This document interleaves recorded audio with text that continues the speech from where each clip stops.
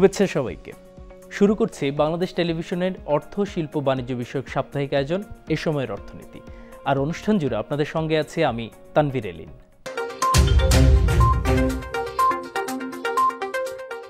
মূল অনুষ্ঠানে যাওয়ার আগে দর্শক দেখে নেওয়া যাক কি থাকছে আমাদের এই পর্বে। প্রবাসীদের পাঠানো রেমিটেন্সের উপর ভর করে কয়েক বছর ধরেই ধারাবাহিকভাবে বাড়ছে বৈদেশিক মুদ্রার রিজার্ভ।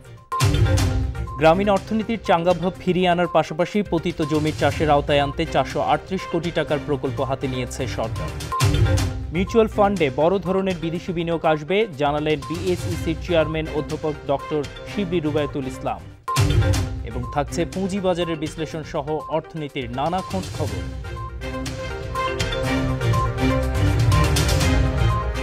প্রবাসীদের পাঠানো রেমিটেন্সের উপর ভর করে কয়েক বছর ধরেই ধারাবাহিকভাবে বাড়ছে বৈদেশিক মুদ্রার রিজার্ভ।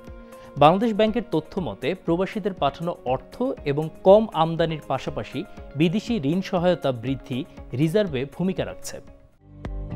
রেমিটেন্সের ইতিবাচক ধারা অব্যাহত থাকায় করোনা মহামারীতেও দেশে বৈদেশিক মুদ্রার রিজার্ভ কিছুদিন পরপর বিলিয়ন ডলারের ঘর অতিক্রম করছে। কেন্দ্রীয় ব্যাংকের তথ্য বলছে গত এক বছরে রিজার্ভ বেড়েছে 12 বিলিয়ন ডলারের বেশি। 2020 সালের 17 ফেব্রুয়ারিতে রিজার্ভ ছিল 32.7 বিলিয়ন ডলার, আর 2021 সালের 23 ফেব্রুয়ারি 44 বিলিয়ন ডলারের মাইল ফলক অতিক্রম করে।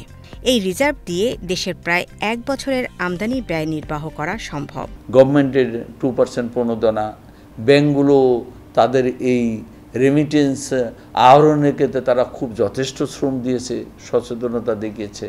বাংলাদেশ ব্যাংক আমাদের যে সমস্ত বাইরে যে সমস্ত এমবাসি আছে তাদের সাথেও কিন্তু গভর্নমেন্ট এবং বাংলাদেশ ব্যাংক সহযোগিতায় বান্ধে তাদের একটা প্ররোচনাও চালানো হয়েছে। পাশাপাশি এখন হোয়াইট মানিটাকে গুরুত্ব দেওয়া হচ্ছে, যাতে ভবিষ্যতে চিন্তা চেতনা করে যে তারা একটা বিদেশ থেকে তারা জোর গলায় বলতে পারে আমি বিদেশ থেকে এত রেমিটেন্স আমি ফরেন কারেন্সি এনেছি, আমার এই যে রিজার্ভ এখন যে 44 বিলিয়নের উপরে, সেখানে আমার শ্রম দিয়ে ইনকাম করার একটা পোর্শন ওখানে আছে। কিন্তু তারা যদি ব্যাংকিং থ্রুতে না আসতো তারা কিন্তু ভবিষ্যতের জন্য এটাও বলতে পারতো না, হোয়াইট মানি শ্রম দেখাতে পারতো না, এবং গভর্নমেন্ট ভবিষ্যতে যদি এদের উপর বেস করে কোনো সুযোগ সুবিধা দিতে চায় সেই ক্ষেত্রেও কিন্তু তারা বঞ্চিত। কয়েক বছর ধরে রিজার্ভ ধারাবাহিকভাবে বাড়ছে। 10 বছর আগে 2009-2010 অর্থ বছরের জুন শেষে রিজার্ভের পরিমাণ ছিল 10.75 বিলিয়ন ডলার। 2013-2014 অর্থ বছর শেষে রিজার্ভ 20 বিলিয়ন ডলার ছাড়ায় 30 বিলিয়ন ডলার অতিক্রম করে 2019 সালের অক্টোবরে। 2020 সালের 30 জুন সেই রিজার্ভ 36 বিলিয়ন মার্কিন ডলার ওঠে। অক্টোবরে তা ছাড়ায় 40 বিলিয়ন ডলার। রিজার্ভ বৃদ্ধির ধারাকে দেশের অর্থনীতির জন্য স্বস্তিদায়ক উল্লেখ করে অর্থনীতিবিদ কাজী খলিকুজ্জামান আহমদ বলছেন, এটা অব্যাহত রাখতে বিদেশে দক্ষ জনশক্তি পাঠানোর পাশাপাশি জোর দিতে হবে নতুন নতুন পণ্য রপ্তানিতে। প্রথম দিকে আমরা যেটা ভেবেছিলাম সেটা হলো যে অনেকেই চলে আসবে, তাদের যে সঞ্চয় আছে সেটা পাঠিয়ে দেবে, সেটা অনেক ক্ষেত্রে হয়েছে। আরেকটা যেটা বলা হয়েছে সেটা হলো যে এখানে অসুবিধা হচ্ছে অর্থনীতিতে, মানে পারিবারিক অর্থনীতিতে সংকট দেখা দিয়েছে, সেই জন্য বিদেশে যারা আছেন তাদের সঞ্চয় থেকে তাদের পরিবারের জন্য অর্থ পাঠিয়েছেন। কিন্তু এখন দেখা যাচ্ছে যে সেটা শুধু না, এটা চলছে, এগিয়ে চলছে। তার মানে হচ্ছে একটা তো বলতে হয় যে বাইরে যারা আছেন তারা দেশের সংকটকালে দেশের পাশে দাঁড়াচ্ছেন, তাদের যে অর্থ আছে সেটা পাঠাচ্ছেন। প্রবাহটা এগিয়ে চলছে, তবে খুব বেশি দিন নাও চলতে পারে। তার কারণ হচ্ছে মধ্যপ্রাচ্যে অবস্থা খুব খারাপ, তেলের দাম কমেছে, তারপরে তাদের যে সংঘর্ষ ইত্যাদি সেখানে আছে। তো সেখানে যদি যারা ফিরে এসছেন তারা ফেরত যেতে না পারেন, আর নতুন করে তো যাচ্ছেন না, সেখানে একটা সংকট হতে পারে। এইটার উত্তরণের ব্যবস্থা যেটা সরকারের যে নীতিটা, সেই নীতিটা বাস্তবায়ন দরকার। দক্ষ লোক পাঠানো, কী দক্ষতা কোন দেশে লাগবে সেই দক্ষতা তৈরি করে এখন থেকে আমাদের পাঠাতে হবে। এই পরিকল্পনাটা আমরা খুব দ্রুত করতে হবে। বাংলাদেশ ব্যাংকের নির্বাহী পরিচালক সিরাজুল ইসলাম বলেন, মূলত প্রবাসীদের পাঠানো রেমিটেন্সের উপর ভর করেই রিজার্ভ নতুন এই উচ্চতায় উঠেছে। এক্ষেত্রে গুরুত্বপূর্ণ ভূমিকা রাখছে প্রবাসী কল্যাণ মন্ত্রণালয়। প্রবাসী কল্যাণ মন্ত্রণালয় যারা আছে তারাও কিন্তু এখানে কিন্তু যথেষ্ট প্ররোচনা করছে। কিন্তু তারা আগে যেমন স্কিল লেবার কম যেত, জাস্ট আনস্কিল লেবাররা যেত, তারা স্কিল করে লোকজন পাঠানোর চেষ্টা করছে। তারা বিভিন্ন ডিস্ট্রিক্ট লেভেলে তাদের স্কিল কর্মদক্ষতা বৃদ্ধির জন্য তারা প্রশিক্ষণ দিয়েছে। জুলাই জানুয়ারির সময় পণ্য রপ্তানি থেকে 22.67 বিলিয়ন ডলার আয় করেছে বাংলাদেশ, যা গত বছরের একই সময়ের তুলনায় 1.1% কমেছে। অন্যদিকে 6 মাসে আমদানি ব্যয় আগের বছরের তুলনায় 6.8% কমেছে। আমাদের যে 44 বিলিয়ন যে রিজার্ভ হয়েছে, যেটা ইন্ডিয়ার পরেই কিন্তু আমাদের সার্কভুক্ত দেশের ভিতরে আমরা কিন্তু দ্বিতীয় পর্যায়ে আছি। সুতরাং এই রিজার্ভকে সামনে রেখে গভর্নমেন্ট বিভিন্ন দেশের যে সমস্ত দাতা সংস্থা আছে, ওয়ার্ল্ড ব্যাংক বলেন, IMF বলেন, ADB বলেন, যারা বিভিন্ন জাতীয় সফট শর্তে ঋণ দিয়ে থাকে, তারা কিন্তু ঋণ দেওয়ার ক্ষেত্রে কিন্তু কনসিডারিং দৃষ্টি রিজার্ভটাও কিন্তু তারা কনসিডারে নেয়। গ্রামীণ অর্থনীতির চাঙ্গাভাব ফিরিয়ে আনার পাশাপাশি পতিত জমি চাষের আওতায় আনতে 438 কোটি টাকার প্রকল্প হাতে নিয়েছে সরকার। নতুন এই প্রকল্পের মাধ্যমে সম্ভাবনার কৃষি যেমন এগিয়ে যাবে, তেমনি করোনায় কাজ হারানো মানুষের কর্মসংস্থানের সুযোগ সৃষ্টি হবে। মহামারী করোনা ভাইরাসের প্রকোপ কিছুটা কমেছে, তবে প্রভাব কাটেনি। করোনায় কেউ কাজ হারিয়েছেন, অনেকেই চলে গেছেন শহর ছেড়ে গ্রামে। বিদেশ ফেরত মানুষের সংখ্যাও কম নয়। গ্রামে ফেরার হিড়িকে সব মিলিয়ে বৈশ্বিক মহামারীর প্রভাবে চাপে পড়েছে গ্রামীণ অর্থনীতি। আর সেই চাপ কাটাতে গ্রামের মানুষকে আয়বর্ধক কাজে সম্পৃক্ত করতে গ্রহণ করা হয়েছে কৃষিভিত্তিক 438 কোটি টাকার নতুন প্রকল্প। এতে করে চাষের আওতায় আসবে সারা দেশের পতিত জমি ও বসতবাড়ির চারপাশ। বাড়ির আঙিনার পতিত জমিগুলো নানা শাকসবজি আর ফলে ভরে উঠবে। এতে পরিবারের চাহিদা পূরণের পাশাপাশি আর্থিকভাবে স্বাবলম্বী হবে গ্রামবাসী। যে আমাদের বাড়ির আঙ্গিনায় এখনও অনেক জমি পড়ে থাকে, সেখানে তেমন কোনো ফসল হয় না, সেখানে শাকসবজি ফলমূল করা যেতে পারে। আমরা 438 কোটি টাকার একটা প্রকল্প নিয়েছি, যে প্রকল্পের মাধ্যমে আমরা সকল জমি যাতে চাষের আওতায় আনতে পারি, চাষাবাদ করতে পারি। বাড়ির আঙ্গিনার জমি জমাগুলো আমরা শাকসবজি ফলমূলের জন্য ব্যবহার করতে পারি। বিভিন্ন ফলের গাছ লাগালাম, ছোট ছোট প্লট করে সেখানে সবজি করলাম।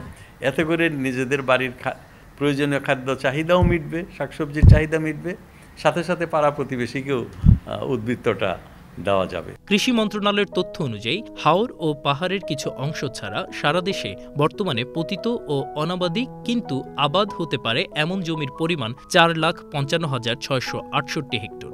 এই জমিগুলো চাষের আওতায় আনা গেলে অনেক বেকারের কর্মসংস্থান হবে। অনাবাদি পতিত জমি ও বসতবাড়ির আঙিনায় পারিবারিক পুষ্টি বাগান স্থাপন শীর্ষক নতুন এই প্রকল্পে মোট খরচ হবে 438 কোটি 47 টাকা, যার পুরোটাই সরকারি অর্থায়ন। ইতোমধ্যে জাতীয় অর্থনৈতিক পরিষদের নির্বাহী কমিটির একনেক প্রকল্পটি অনুমোদন দিয়েছে। 2021 সালের জানুয়ারি থেকে 2023 সালের ডিসেম্বর মেয়াদে প্রকল্পটি বাস্তবায়ন করা হবে।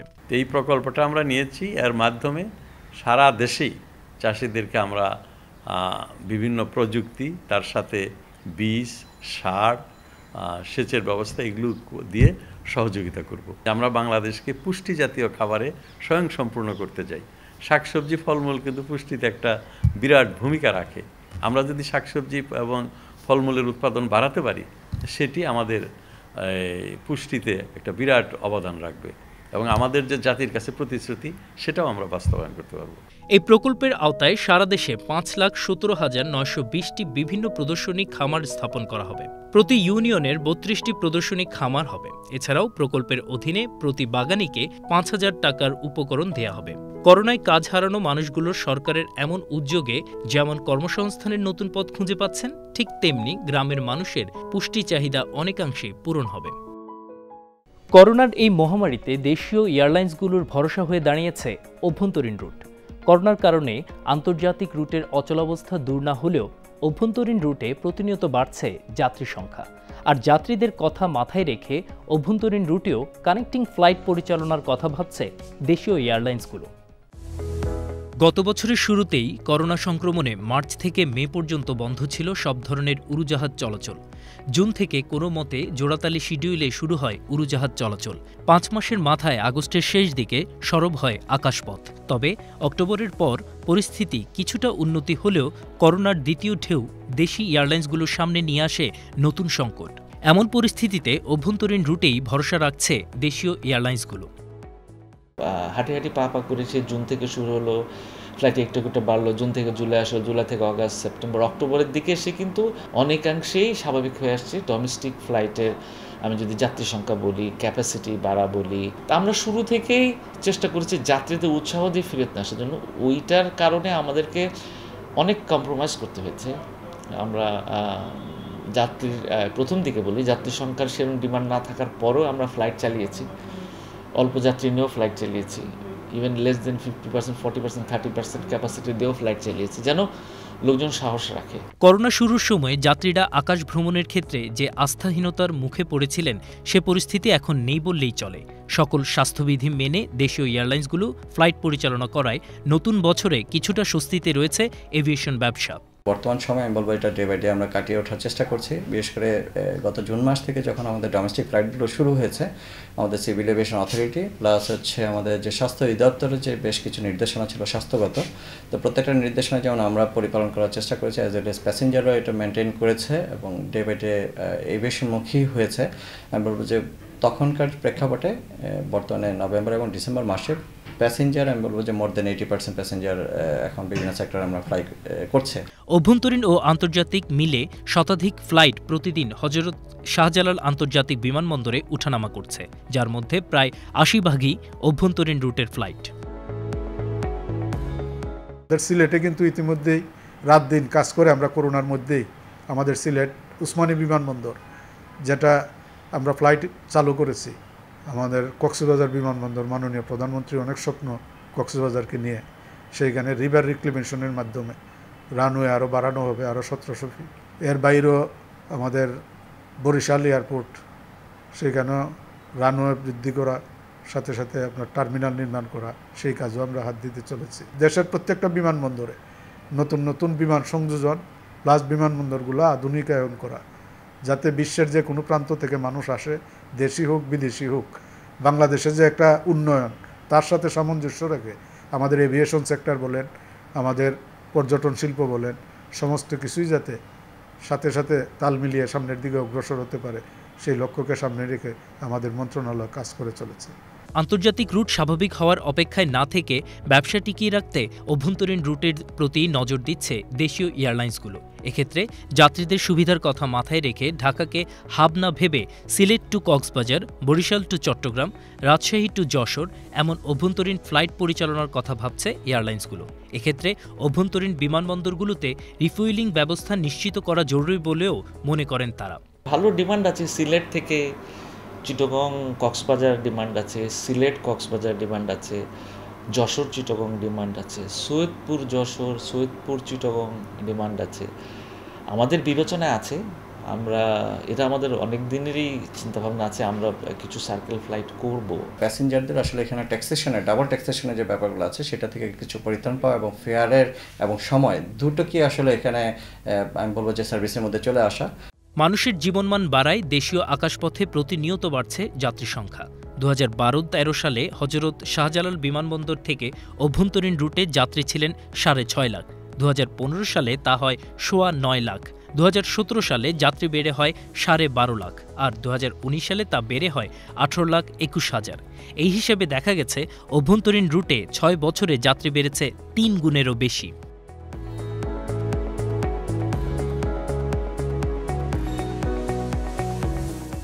দর্শক, এবার এক নজরে দেখে আসি দেশ বিদেশের পুঁজিবাজার সময়ের সর্বশেষ আপডেট।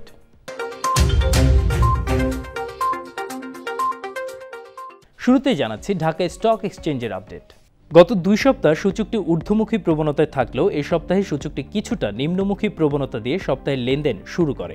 এ সপ্তাহে সূচকটি 5,592 পয়েন্ট ক্রস করে উপরে উঠে গেলে ধারণা করা যায় আগামী সপ্তাহে ঊর্ধ্বমুখী প্রবণতায় চলমান থাকবে এবং পয়েন্ট বেড়ে 5,791 পয়েন্ট স্পর্শ করবে। গত সপ্তাহে সূচকটি সর্বোচ্চ স্পর্শ করে 5,617 এবং সর্বনিম্ন 5,510 পয়েন্ট। এ পর্যায়ে দেখে নেওয়া যাক চট্টগ্রাম স্টক এক্সচেঞ্জের অবস্থা। সূচকটি বিগত কিছু সপ্তাহে বেশ নিম্নমুখী প্রবণতায় থাকলেও গত সপ্তাহে কিছুটা ঊর্ধ্বমুখী প্রবণতায় ছিল। এ সপ্তাহে কিছুটা মার্কেট কারেকশন হয়ে প্রায় 100 পয়েন্ট বেড়ে 9,717 পয়েন্টে লেনদেন শুরু করে। গত সপ্তাহে সূচকটি সর্বোচ্চ 9,834 এবং সর্বনিম্ন 9,656 পয়েন্ট স্পর্শ করে। এবারে নজর দেওয়া যাক দেশের বাইরে গুরুত্বপূর্ণ কয়েকটি পুঁজিবাজারের দিকে এবং প্রথমেই দেখে নিচ্ছি New York Stock Exchange composite ইন্ডেক্সটি। সূচকটির এ সপ্তাহেও বেশ ভালো ঊর্ধ্বমুখী প্রবণতা লক্ষ্য করা যাচ্ছে, পাশাপাশি মাইনর আপট্রেন্ডের খুব কাছাকাছি দেখা যাচ্ছে। গত সপ্তাহে সূচকটি সর্বোচ্চ 15,690 এবং সর্বনিম্ন 14,777 পয়েন্ট স্পর্শ করে। এবারে দেখে নেওয়া যাক চীনের প্রধান পুঁজিবাজার সাংহাই কম্পোজিট ইন্ডেক্সের দিকে। সূচকটিকে ব্লু কালারের উইকলি রেসিস্ট্যান্স লেভেল ক্রস করে উপরের দিকে মুভ করতে দেখা যাচ্ছে। এই অবস্থায় ধারণা করা যায় আগামী সপ্তাহেও সূচকটি ঊর্ধ্বমুখী প্রবণতায় থাকবে। গত সপ্তাহে সূচকটি সর্বোচ্চ 3,543 এবং সর্বনিম্ন 3,331 পয়েন্ট স্পর্শ করে। সবশেষে দেখে নেওয়া যাক ভারতের প্রধান পুঁজিবাজার বোম্বে সেন্সেক্স 30 ইন্ডেক্সটি। সূচকটি এই সপ্তাহে মাইনর সাপোর্ট লেভেলকে ক্রস করে নিম্নমুখী প্রবণতায় আছে। এই অবস্থা চলমান থাকলে এই সপ্তাহে আরও কিছু পয়েন্ট নিচে নামার সম্ভাবনা থাকবে। গত সপ্তাহে সূচকটি সর্বোচ্চ 51,569 এবং সর্বনিম্ন 50,162 পয়েন্ট স্পর্শ করে। পুঁজিবাজারে 2 বছরের মধ্যে বড় ধরনের পরিবর্তন আসবে বলে জানিয়েছেন Bangladesh securities and exchange commission BSECর চেয়ারম্যান অধ্যাপক ডক্টর শিবলি রুবায়তুল ইসলাম। BSECর চেয়ারম্যান বলেন, মিউচুয়াল ফান্ডের উন্নয়নে কাজ করা হচ্ছে। আগামীতে মিউচুয়াল ফান্ডে বড় ধরনের বিদেশি বিনিয়োগ আসবে। সামনে বাংলাদেশকে যদি আমরা দ্রুত গতিতে আমাদের যে ঈপ্সিত লক্ষ্য সেখানে নিয়ে যেতে হয়, তাহলে বন্ডের বিনিয়োগ ছাড়া আর কোনো বড় ধরনের সুযোগ নাই। হ্যাঁ আছে ব্যাংকে, কিন্তু ব্যাংকিং সেক্টরকে দিয়ে লং টার্ম ফাইন্যান্সিং করাটা আমি ব্যক্তিগতভাবে আমার শিক্ষা থেকে মনে করি এটা ভুল। ব্যাংকিং সেক্টরকে করতে হবে trade finance, working capital finance, retail finance, এবং কখনোই খুব বেশি লং টার্মে যাওয়াটা বুদ্ধিমানের কাজ হবে না। তাহলে কিন্তু ব্যাংকিং সেক্টরে নন পারফর্মিং লোন কমে আসবে। এছাড়াও আমাদের ক্যাপিটাল মার্কেটে আমরা যেসব আরও শিক্ষা পেয়েছি, যেগুলোকে আমরা এখন নিয়ে আসতে চাই, সেগুলো হচ্ছে ডেরিভেটিভস, ফিউচার্স, কমোডিটি এক্সচেঞ্জ। 2 বছরের মধ্যে একটা বড় ধরনের পরিবর্তন আপনারা ইনশাল্লাহ দেখতে পাবেন, যদি আল্লাহ সহায় থাকেন। আমরা যেভাবে কাজ করছি তাতে আসবে। এই যে আমাদের সামনে যে সুকুক বন্ড এবং অন্যান্য বন্ড আসছে, আপনারা দেখবেন যে বিদেশিদের কীরকম পার্টিসিপেশন। মিউচুয়াল ফান্ড নিয়ে কাজ করছি, আশা করি এইটাতেও বড় ধরনের বিদেশি বিনিয়োগ আসবে।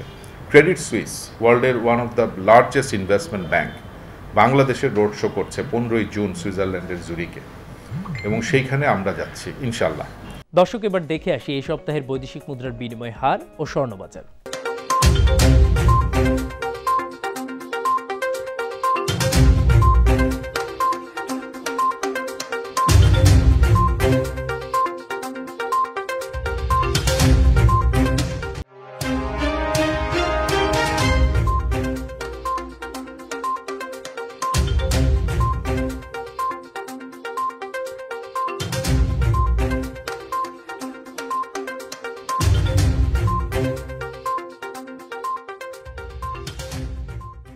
পটুয়াখালীর কুয়াকাটায় শুটকি উৎপাদন এবং বিপণন ব্যবস্থার পরিধি বাড়লেও এই শিল্পে লাগেনি এখনও আধুনিকতার ছোঁয়া।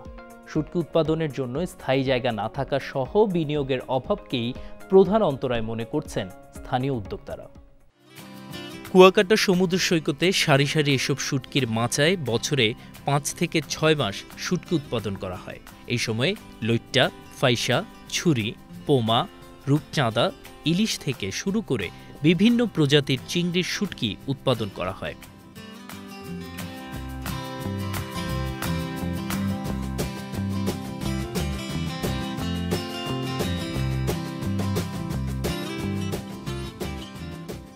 স্থানীয় ব্যবসায়ীরা বলছেন, তারা অর্ধশত প্রজাতির শুটকি উৎপাদন করলেও লইট্টা এবং চিংড়ির শুটকির চাহিদা সব থেকে বেশি।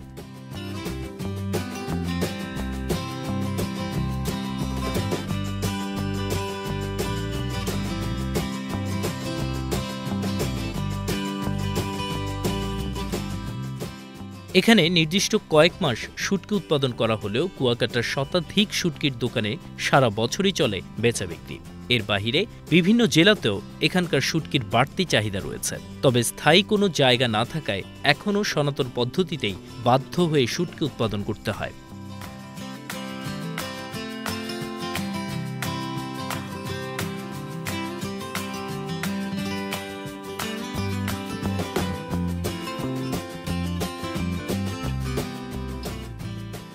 কুয়াকাটা সহ জেলার বিভিন্ন চরে উৎপাদিত এই শুটকির বাজারটি মূলত পর্যটকদের উপর নির্ভরশীল। তবে সাম্প্রতিক সময়ে পর্যটকদের পদচারণা কিছুটা বৃদ্ধি পাওয়ায় আবারও ঘুরে দাঁড়াচ্ছেন তারা, আর নতুন শুটকি কিনতে পেরে খুশি পর্যটকরাও। বিভিন্ন ধরনের শুটকি মাছ দেখতে এসেছি এবং মাছগুলো কিনতে এসেছি। চিংড়ি মাছের শুটকি, লটকে শুটকি, রূপচাঁদা শুটকি এখানে খুব কম দামে পাওয়া যাচ্ছে। লইটা আছে, তারপরে এই যে আপনার এটাকে আঞ্চলিক ভাষায় ভুলা বলে, আর হচ্ছে ছোট ছোট পুঁটি আছে। তো আমার কাছে লইটাটাই বেশ ভালো মনে হয়েছে। পটুয়াখালীতে শুটকি শিল্পের উন্নয়নে সরকার কাজ করছে বলে জানিয়েছেন জেলা প্রশাসক। এক্ষেত্রে যে কোনো বিষয়ে ব্যবসায়ীরা সহযোগিতা চাইলে সহায়তার আশ্বাসও দেন জেলা প্রশাসক। পটুয়াখালী জেলার কলাপাড়ে আমাদের যে শুটকি পল্লী, এটা শুটকি পল্লী, পাশাপাশি এটা একটা ব্যবসা। স্থানীয় ব্যবসায়ী এবং উদ্যোক্তাগণ এটার সাথে সম্পৃক্ত। এটা যদি উন্নয়ন করতে হয়, পরিবেশ সম্মতভাবে শুটকি বানাতে হয়, আমাদের যারা উদ্যোক্তা এবং ব্যবসায়ী তাদের এগিয়ে আসতে হবে। তাদের এগিয়ে আসে আমরা সহায়তা করব। এবং সরকারের যে বিভিন্ন সুযোগ সুবিধাগুলো আছে, যেমন আমাদের মৎস্য মন্ত্রণালয় থেকে তাদেরকে প্রশিক্ষণ দেওয়া হয়, তারা সেই প্রশিক্ষণ গ্রহণ করবে এবং ওই অনুযায়ী শুটকি বানাবে। একই সাথে তাদের অবকাঠামো, তাদের ব্যবসায়িক চেইন, এগুলি তারা মেনটেন করবে এবং ব্যবসার যে কোনো বিষয়ে আমরা সহযোগিতা করব।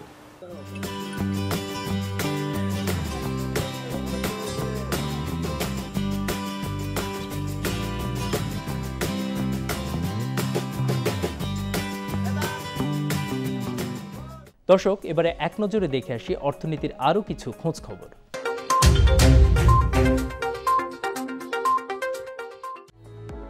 শিল্প মন্ত্রণালয়ের আওতাধীন ন্যাশনাল প্রোডাক্টিভিটি অর্গানাইজেশন এনপিও আয়োজিত national productivity and quality excellence award 2019 এবং ইনস্টিটিউশনাল অ্যাপ্রিসিয়েশন অ্যাওয়ার্ড 2019-এর ট্রফি ও সনদ বিজয়ীদের মাঝে বিতরণ করা হয়েছে।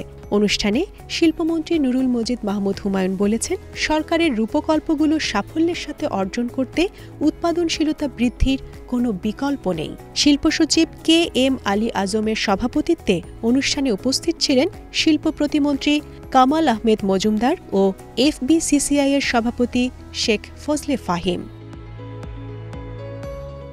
দর্শক, কেমন লাগলো আমাদের আজকের আয়োজন? আশা করি ভালো লেগেছে। আমাদের অনুষ্ঠান সম্পর্কে কোনো মতামত থাকলে জানাতে নিশ্চয়ই ভুলবেন না। আমাদের সঙ্গে যোগাযোগের ঠিকানা প্রযোজক এ সময়ের অর্থনীতি, কক্ষ নং 3006, বাংলাদেশ টেলিভিশন, টেলিভিশন ভবন, রামপুরা, ঢাকা। ইমেইল করতে পারেন এই সময়ের অর্থনীতি @gmail.com এই ঠিকানায়। এছাড়া ভিজিট করতে পারেন বিটিভির ফেসবুক পেজ বাংলাদেশ টেলিভিশন -BTV-তে। আজ এ পর্যন্তই। দেখা হবে আগামী পর্বে অর্থনীতির নানা আয়োজন নিয়ে। সবাই সুস্থ ও নিরাপদে থাকুন আর করোনা ভাইরাস থেকে বাঁচতে স্বাস্থ্যবিধি মেনে চলুন। খোদা হাফেজ।